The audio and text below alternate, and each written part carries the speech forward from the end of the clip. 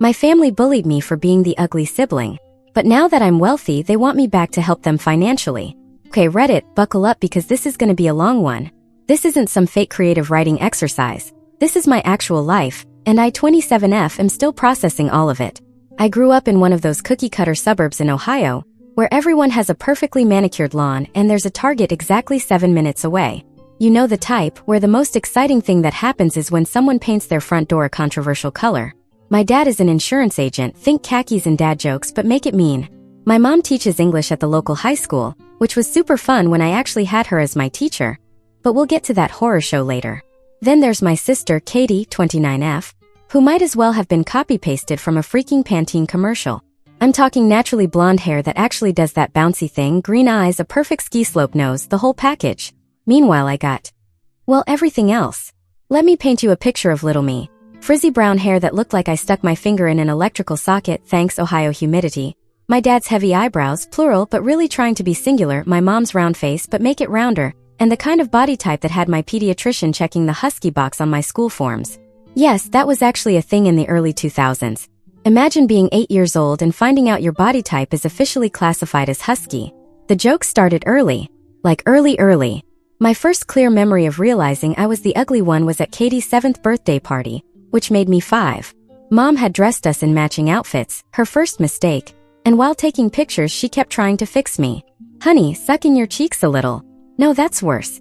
Maybe just stand behind your sister. That became her go-to solution for every family photo for the next 20 years. Just hide the ugly kid. Dad was a different kind of cruel. He thought he was hilarious with his constant jokes. His favorite, introducing us to his work friends as my daughter Katie and my linebacker. He'd literally pause for laughs. And people did laugh because what else do you do when someone is making fun of their own kid? I can still hear him saying, at least we know she'll save us money on prom dresses. Joke's on you, Dad, I still went to prom. Alone. In a dress from Walmart. But I went.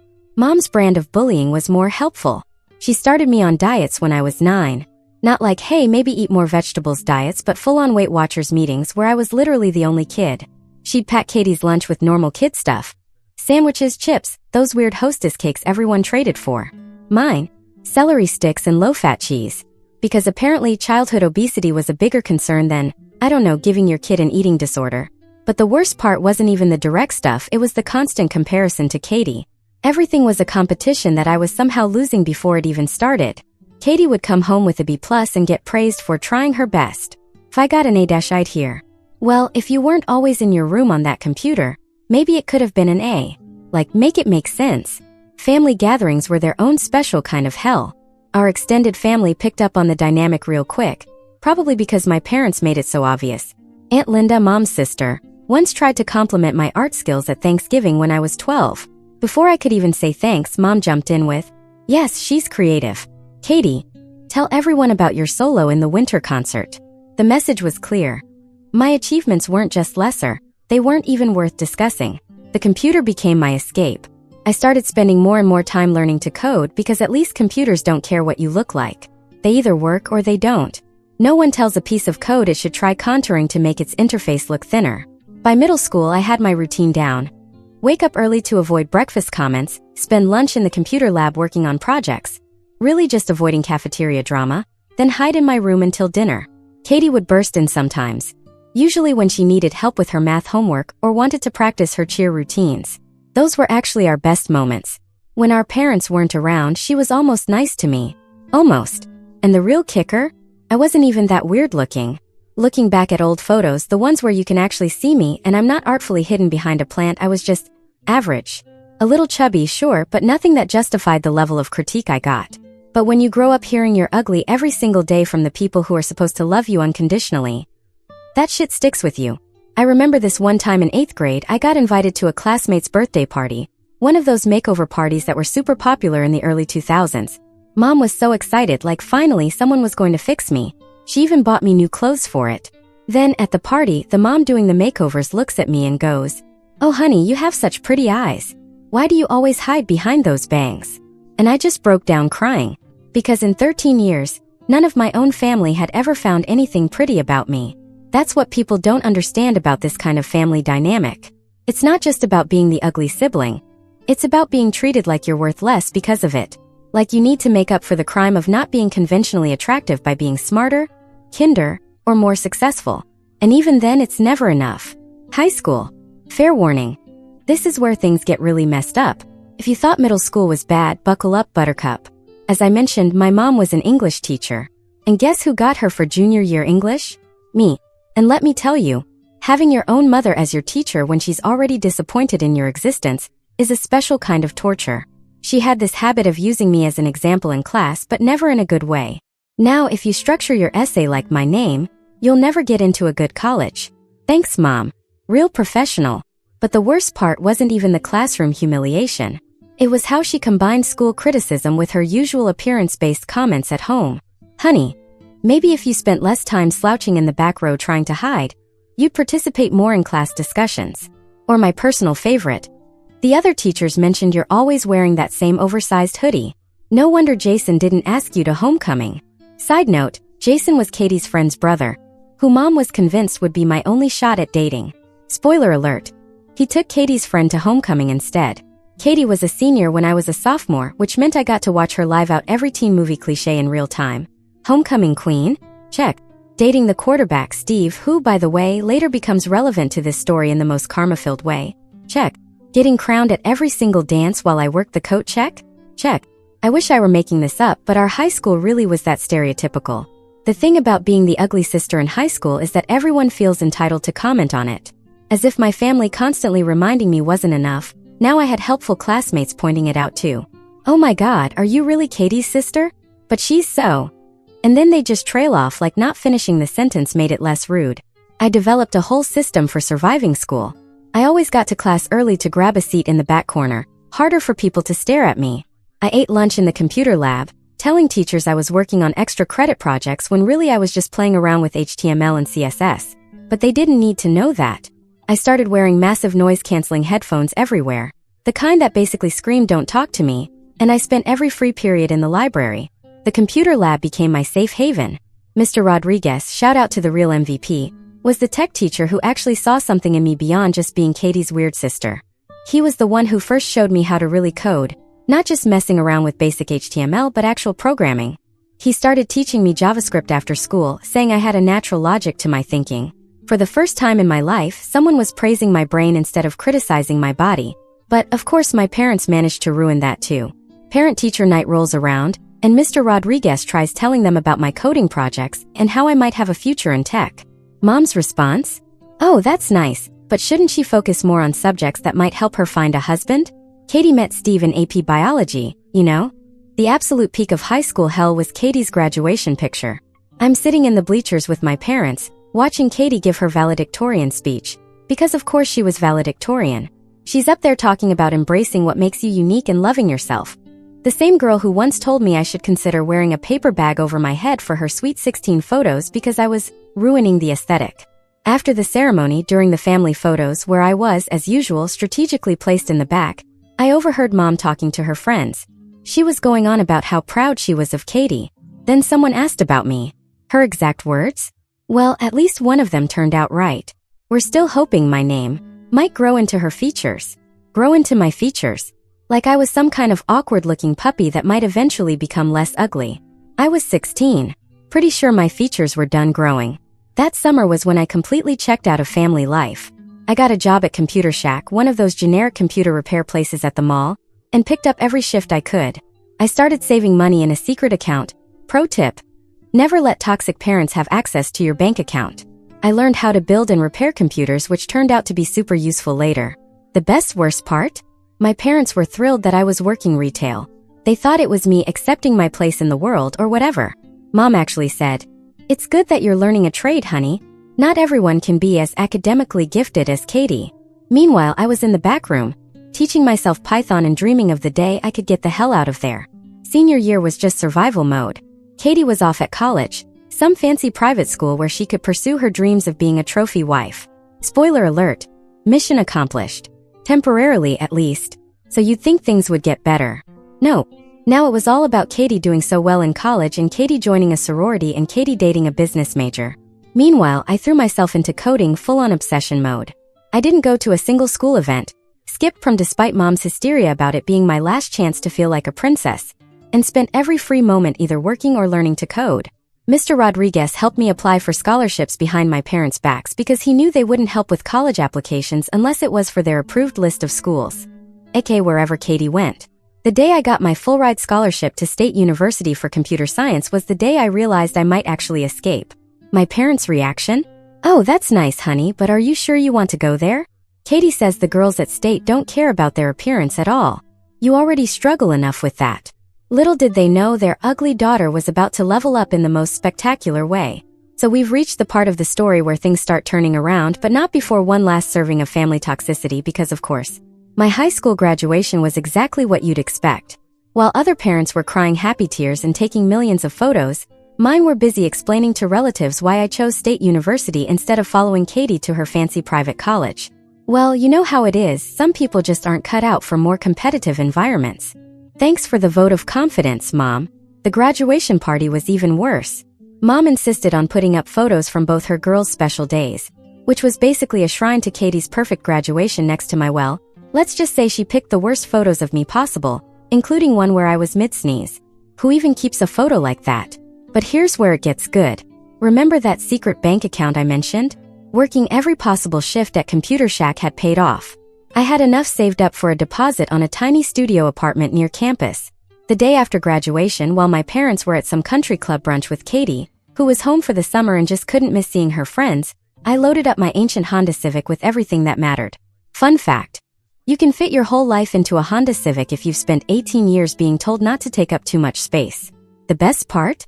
They didn't even notice I was moving out until my aunt called them that evening, asking why there was a finally escaped post on my Facebook. Mom called in full panic mode. Not because she was worried about me, but because what will people think? It looks like we drove you away. Well, Karen, not her real name, but she might as well be one. Maybe you did drive me away. Just a thought. College was weird at first, good weird, but still weird. Suddenly, I was in a place where nobody knew me as Katie's ugly sister. Nobody's mom was comparing me to their perfect daughter. I could just be me. Of course, my family had to try and ruin this too. Every holiday break was an exercise in psychological warfare. Mom would start with the subtle digs. "Oh honey, the computer science stress must be getting to you. Your face is breaking out." Or, "Are you sure you're eating enough vegetables? Your complexion looks tired." Dad's contribution was constantly asking if I'd met any nice business majors, because apparently coding was just a phase, and what I really needed was a husband to take care of me.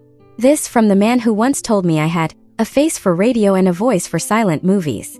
Katie would drop by during her breaks too, always with some backhanded compliment like, "You're so brave for not caring about your appearance anymore." Because apparently, wearing jeans and hoodies to code, instead of dressing like a Stepford wife in training, meant I had let myself go. But here's the thing about being away from toxic people. Their opinions start mattering less and less. Every time I went home, their comments had less power. Maybe it was because I was finally doing well at something. Maybe it was because I had friends who actually liked me for me. Or maybe it was because I was finally starting to realize that being ugly wasn't actually the worst thing a person could be. Being cruel definitely ranked higher. By junior year, I had a solid 4.0 GPA, a paid internship at a local tech company, and was leading 3 different coding projects for my department. My academic advisor was already talking about graduate school opportunities. Life was looking up. Then came the incident trademark that changed everything. Remember how I mentioned I was good at building gaming PCs? Well, I'd started a little side hustle building custom gaming rigs for other students. Nothing major, just word-of-mouth stuff. But one of my clients was this guy who ran a popular Twitch stream. He loved the PC I built for him so much that he gave me a shout-out during one of his streams. Next thing I know, I'm getting orders from other streamers, had to start a waiting list because I couldn't keep up with demand between classes, and was making decent money, enough that I didn't have to work part-time anymore. My parents found out about this through Facebook. Note to self, really need to adjust those privacy settings. Their reaction was peak them. Mom: "Well, I suppose if you can't be pretty, at least you can be useful." Dad: "Maybe you'll meet a nice boy who needs his computer fixed." But remember those gaming PCs I was building in college? That wasn't even the cool part. The real story starts with my absolute obsession with game physics. Quick backstory. I had always been fascinated by how things move in games. How water flows, how cloth moves in the wind, how different materials break apart. Most people play games to escape reality, which, given my family situation, I totally get. But I was that weird kid pausing games just to study how the physics engine handled different interactions. After graduation, I landed an entry-level job at a medium-sized software company. Nothing fancy, just basic back-end development. The kind of job my parents called my little computer hobby. Whenever relatives asked what I was doing with my life. Meanwhile, Katie was living her best trophy wife life with Steve in their McMansion, so clearly, she was the successful one. But here's where it gets interesting. During my off hours, I started working on a personal project. See, mobile games had a huge problem with their physics engines. They were either super resource heavy and killed your battery, or they looked fake as hell. I thought I could find a middle ground. The first 6 months were rough, living off ramen and energy drinks while coding until 3 a.m. rough. My tiny apartment looked like a scene from A Beautiful Mind, whiteboards everywhere, covered in physics equations and programming notes. I had an old iPad taped to my wall that just ran physics simulations 24/7. My neighbors probably thought I was losing it. Then came the breakthrough. I figured out a way to optimize physics calculations for mobile processors that nobody had tried before. Instead of doing full physics simulations, my engine could predict the most likely outcomes and only calculate those paths. It was like, instead of simulating every possible way a ball could bounce, it figured out the most probable paths and focused on those. The best part? My engine used 60% less processing power than the industry standard. Games could now have console-quality physics without murdering your phone battery. I posted a demo video on Twitter just for fun. You know those tweets that blow up while you're sleeping? Yeah, that happened. I woke up to my phone having a literal meltdown from notifications. The demo had gone viral in the game dev community. My DMs were flooded with developers wanting to test it. Even got some emails from major gaming companies which I initially thought were spam because why would they contact me? But they were legit.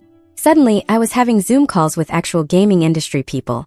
They were throwing around terms like revolutionary approach and paradigm shift, while I was sitting there in my ratty MIT hoodie, the only college merch I owned because it was on sale, trying to look professional while my cat attacked my headphone cables. One company in particular, let's call them GameCorp, not their real name obviously, was super interested. They flew me out to their headquarters for a meeting. First time flying business class, and I spent the whole flight panicking about whether I was sitting in my seat correctly. Peak imposter syndrome moment. The meeting was surreal. Picture this. I'm in a fancy conference room, explaining my engine to a room full of senior developers, and they're taking notes. These industry veterans with 20+ years of experience were writing down what I was saying. My brain kept screaming, "They're gonna realize you're a fraud any minute now." But they didn't. Instead, they started talking numbers. Big numbers. The kind of numbers that made me wish I had paid more attention in my business classes. They wanted to buy my engine outright. When they showed me the offer, I almost passed out. Had to ask them to repeat the number because I thought I was hallucinating. $2.8 million. After taxes, fees, and all that fun stuff? Still life-changing money. I'd like to say I played it cool, but I definitely cried right there in the conference room. Thankfully, they were super nice about it. One of the VPs even told me she cried when she got her first big break too. The negotiations took about 3 months, had to get a lawyer and everything. Shout out to Maria, who explained contracts to me like I was 5 and prevented me from getting screwed over. Finally, I signed the papers on a rainy Tuesday morning in my lawyer's office. You know that moment in movies where someone checks their bank account and has to sit down? That's a real thing. I literally had to sit on the floor of my apartment when I saw all those zeros in my account. My cat looked at me like I was having a stroke. First thing I did? Paid off my student loans. All of them. In one click. That feeling, better than any drug could ever be. Second thing? Bought a house. Nothing crazy expensive. Just a nice 3-bedroom in a good neighborhood. The kind of house that says, I'm successful but not showing off about it. Even got a proper office for work with one of those fancy standing desks and everything. I didn't tell my family right away. Partly because I wanted to get all my financial ducks in a row first, thanks Maria for recommending that financial advisor. And partly because I kind of wanted to enjoy my success without their commentary for a while. But of course, news travels fast in the age of social media. Some gaming websites had written articles about the engine acquisition. One of my cousins, who's big into gaming, saw my name and shared it on Facebook. That's when all hell broke loose. Started with the calls. So many calls. At first, it was just the usual weekly guilt trip from mom, but suddenly she was calling every day, sometimes twice. And the transformation in her tone? Olympic-level mental gymnastics. The same woman who once told me I had a face only a mother could love, and even then it's a struggle, was now gushing about how she had always known I had potential. But the real kicker came when she started talking about this big family dinner she wanted to organize at the Cheesecake Factory. because in her mind that's the fanciest restaurant in existence. She even offered to make the reservation herself, which, if you knew my mom, was like offering to donate a kidney. This was the same woman who once made me pay for my own birthday dinner because you need to learn financial responsibility. I knew something was up, but my therapist, shout out to Dr. Lisa, had been encouraging me to set boundaries instead of just avoiding them, so I agreed to dinner. Big mistake. Huge. Walking into that restaurant felt like entering the Twilight Zone. Mom was wearing her special occasions blazer, the one that usually only came out for parent-teacher conferences in church. Dad was actually wearing a tie, which I hadn't seen since Katie's wedding. And Katie, oh boy, Katie was sitting there with her husband, Steve, looking like she was auditioning for Real Housewives of the Midwest. First red flag? They were nice to me. Aggressively nice. Mom complimented my hair, which, by the way, hasn't changed since she called it a rat's nest at Christmas. Dad suddenly cared about my computer business, like he actually understood what I did. Katie kept touching my arm and calling me sis, which she hadn't done since we were kids. And then the truth started coming out. Turns out, perfect Katie's life isn't so perfect anymore. Steve's startup failed spectacularly. Turns out, selling blockchain-enabled smoothies wasn't the million-dollar idea he thought it was. They were 3 months behind on their McMansion mortgage. Katie had to sell her Range Rover, the horror, and start driving a Honda CR-V like some kind of peasant. But wait, it gets better. Remember how Mom and Dad always bragged about their amazing retirement plans? Well, apparently, they had been investing most of their savings into Steve's smoothie scheme. Because, why trust a financial advisor when you can trust your golden child's husband with his MBA from Phoenix University? The way they presented all this was something else. They didn't outright ask for money, not at first. No, they tried to be subtle, which for them is about as subtle as a brick to the face. Mom started going on about how family takes care of family, while Dad kept dropping hints about how their mortgage was surprisingly affordable for someone with tech money. Katie's approach was my absolute favorite. She actually tried to pitch me on investing in Steve's next startup because since the smoothie thing didn't work out, he now had an amazing new idea for, I kid you not, AI-powered dog shoes. I could not make this up if I tried. When I didn't immediately offer to solve all their problems, the mask started slipping. Mom's voice got that edge, the one that used to make teenage me want to disappear into the floor. Dad started talking about how they sacrificed everything to raise me, because apparently paying for basic necessities counts as a sacrifice now. Katie actually started crying about how her kids might have to go to public school. But the final straw? When the check came, they all just sat there staring at me expectantly. Because obviously Miss Tech Money should pay for dinner, right? Even though they invited me. Even though they spent the entire meal trying to manipulate me. So I did something that old me would have never dared to do. I looked Mom dead in the eye and said, "Oh, I thought since you invited us, you were treating. You know, since family takes care of family and all that." The silence. You could have heard a pin drop. Steve actually choked on his water. Dad turned this interesting shade of purple. Mom's face did that thing where she was trying to smile, but actually looked like she was having dental work done. Katie tried to save it with, "Oh, but sis, you're doing so well now. It would mean so much to us." That's when I dropped my own bomb. You know what would have meant a lot to me? Not being called ugly every day of my childhood. Not being treated like a family embarrassment for 18 years. Not having my own sister pretend she didn't know me at school because I was too embarrassing to be associated with. Then I got up, dropped exactly enough cash to cover my portion of the bill, down to the cent, thank you calculator app, and walked out. But not before hearing Katie whisper to Mom, "I told you we should have buttered her up more first." The text started before I even got to my car. "Mom, how dare you embarrass us like that after all we've done for you?" "Dad, your mother is crying. I hope you're happy." "Katie, you're being really selfish right now. My kids are going to suffer because of your attitude." My favorite message came from Aunt Sarah, who I had been texting updates to throughout dinner. "Proud of you, kiddo. Let them choke on their karma. Want to come over for wine and watch bad movies." This was just the beginning, though. They weren't done trying, not by a long shot. But they were about to learn that the ugly duckling they picked on all those years, she grew up to have one hell of a spine. Final update. So many people have been messaging me asking for updates, so here's where things stand now. After that disaster dinner at Cheesecake Factory, my family went into full meltdown mode. We're talking dozens of missed calls, hundreds of texts, and even a few flying monkeys. Shout out to r/raised by narcissists for teaching me that term. In the form of random relatives I haven't talked to since 2010, suddenly reaching out about family obligations. The messages followed a very predictable pattern. Week 1. "How dare you embarrass us like that? You're so ungrateful." Week 2. Your sister's children are suffering because of your selfishness. Week 3. We're willing to forgive you if you just apologize and give us money. Week 4. Remember when we bought you school supplies in 3rd grade? You owe us. But here's the thing about standing up to bullies: once you do it once, it gets easier every time. With each guilt-tripping message, their control over me dissolved in real time. The final straw came when Mom and Katie showed up at my house unannounced. Thank God for security cameras. They were standing on my porch, crying about how they had always loved me and just wanted to help me make better financial decisions with my money. You know, the money I made while they were calling me a failure. I didn't even open the door. Just texted them. The only decision I'm making with my money is keeping it away from people who treated me like garbage for 27 years. Have a nice life.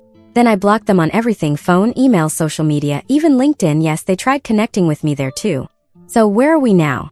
Katie and Steve had to sell their McMansion and move to Gasp, a normal suburban house. Last I heard through the grapevine, Steve is trying to launch something called Web3 baby food, because apparently, regular baby food isn't good enough anymore. Katie had to get a real job for the first time in her life. She's selling essential oils on Facebook now, living the dream. Mom and Dad had to postpone their retirement. Dad's still working at the insurance company, and Mom's still teaching English, though apparently she stopped using me as an example of what not to do in her classes. Progress, I guess. Meanwhile, I'm actually doing better than ever. Turns out cutting off toxic family is great for your mental health. Who knew? I've lost weight because I'm not stress eating anymore. My skin cleared up again, stress. And for the first time in my life, I actually like what I see in the mirror. Funny how that works when you're not being told you're ugly every day. I've started my own tech consulting firm, specializing in game development for indie studios. Still doing very well financially, but now I'm helping other developers achieve their dreams too. And yes, I made sure my business accounts are completely separate from my personal money and unreachable by certain family members. My lawyer made sure of that. The best part? I met someone. His name's Alex, not his real name. And he's a game developer I met at a conference. He thinks I'm beautiful. Not beautiful for a tech person. Not beautiful if you squint. Just beautiful. And the crazy thing is, I'm starting to believe him. Aunt Sarah's still my hero. She's the only family member who has my new address, and she comes over for wine and bad movie nights regularly. She's proof that family isn't about blood. It's about who actually cares about you. As for those recordings of my family's greatest hits of insults that I mentioned collecting over the years, I keep them in a secure cloud folder. Not because I plan to use them, but as a reminder of how far I've come. Sometimes when imposter syndrome hits, because let's be real, it still does, I listen to them and think, look what you achieved despite all of this. To everyone who's been following this saga, thank you for the support. And to anyone else dealing with toxic family, you're not obligated to set yourself on fire to keep them warm. Sometimes the ugly duckling doesn't just become a swan. She becomes a successful swan who doesn't need validation from ducks who treated her like crap. Edit. Oh my god, this really is the final update, I swear. But since everyone's asking, yes, Alex knows about Reddit in this post. He's actually the one who suggested I write it all out as a form of therapy. He's sitting next to me right now making dad jokes about coding our way to happiness. Edit 2. Stop asking me to invest in your startup. I am begging you. And no, I don't want to join your MLM either, Katie. Yes, she found this post somehow. Hi sis. Edit 3. For the last time, and no, I won't reveal what game engine company bought my tech. But if you've played any major mobile game in the last year, you've probably experienced my physics engine. That's all I'm legally allowed to say. Last edited, just now.